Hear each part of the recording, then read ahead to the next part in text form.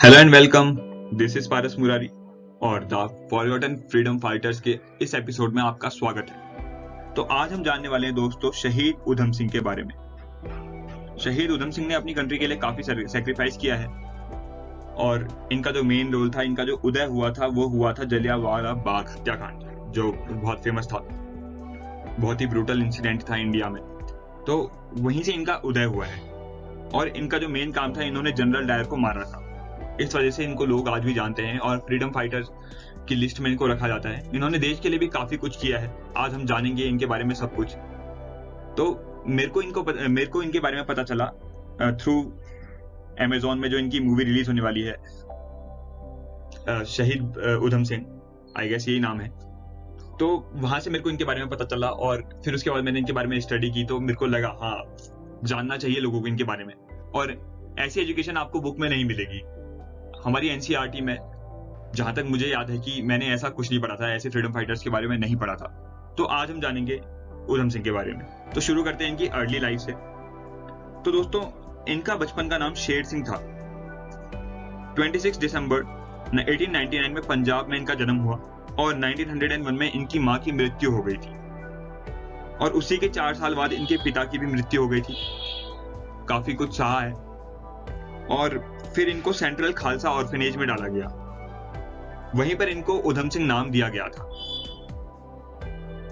तो जब 1919 में राउलेट एक्ट आया, इसमें सबसे बड़ी प्रॉब्लम ये थी कि इसके अंदर कोई भी स्ट्राइक नहीं कर सकता। प्रोटेस्टिंग का राइट छीन लिया गया था और कोई भी आदमी टेररिस्ट एक्टिविटी में एक्सेप्टेबल नहीं था। इसके खिलाफ प्रोटेस्ट होने लगे कि स्ट्राइक्स तो करनी देनी चाहिए क्योंकि वो हमारा एक राइट है। तो पंजाब में सबसे ज्यादा इसको लेके प्रोटेस्ट हुए थे और सबसे पहले इस पे प्रोटेस्ट पे आए थे डॉक्टर सत्यपाल और सत्यवेदिक किचलू। ब्रिटिशर्स ने इनको अरेस्ट कर लिया था और फिर काफी टॉर्चर करा। बाकी लोग भी फिर इनको देखते हुए प्रोटेस्ट में आए कि इनको छोड़ दिया जाए क्योंकि इन्होंने कोई भी ऐसा कुछ काम नहीं किया है जिससे किसी सरकार को नुकसान हो। बस ये अपना प्रोटेस्ट शो कर रहे थे और वो भी काफी पीसफुली आए थे। वो लोग भी, उन्होंने बिल्कुल भी कहीं मारपीट नहीं की थी, कोई भी वायलेंस नहीं हुआ था, तो काफी पीसफुली रह रहे थे। अब वहीं पर आते हैं जनरल डायर। हाँ, इससे पहले जो ये प्रोटेस्ट हो रहे थे, ये हो रहे थे जलियांवाला बाग।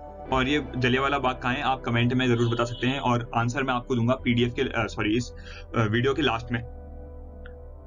तो बाकी लोग भी जब प्रोटेस्ट करने आए तो जनरल डायर जो थे, ब्रिटिश गवर्नमेंट ने उनको भी भेज दिया कि आप जाइए और वहां की स्थिति संभालिए। और जनरल डायर आए जलियांवाला बाग में और वहीं पर इन्होंने एग्जिट गेट जो था, एक ही एग्जिट गेट था, वो बंद करवा दिया और अंदर एक कुआं भी था।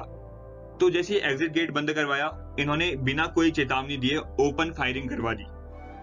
करीब 3 से 4 हजार लोग घायल हुए और साथ ही साथ मरे भी।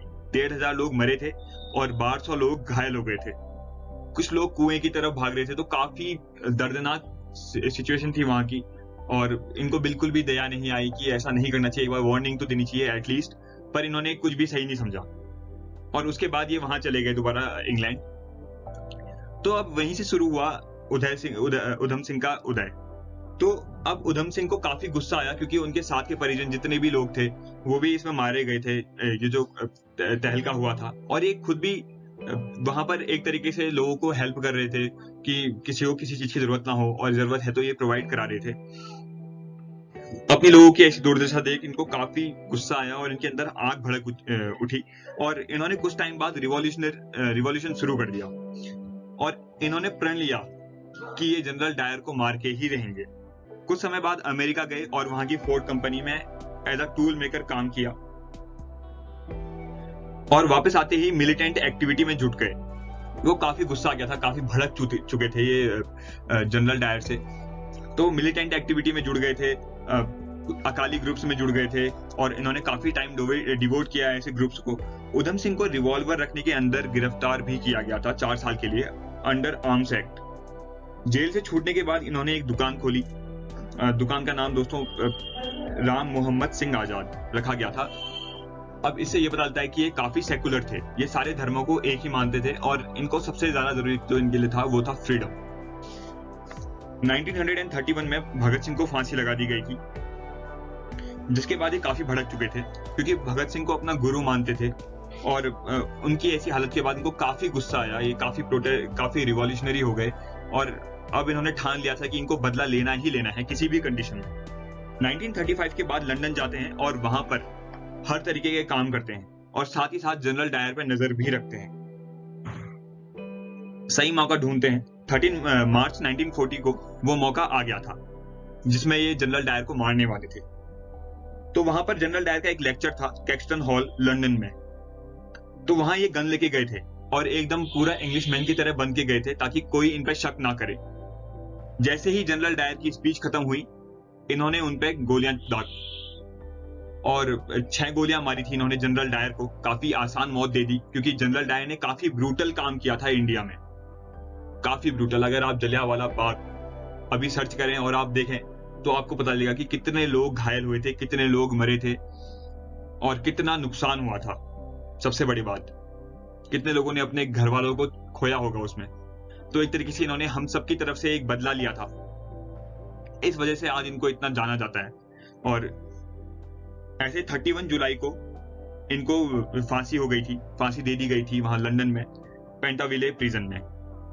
तो ये रही कुछ उधम सिंह से जुड़ी हुई बातें। अगर आपको ये वीडियो अच्छा लगा तो लाइक, शेयर, सब्सक्राइब और कमेंट करके जरूर बताएं। और साथ ही साथ जो मैंने आपसे क्वेश्चन पूछा था, जलियांवाला बाग है अमृतसर में।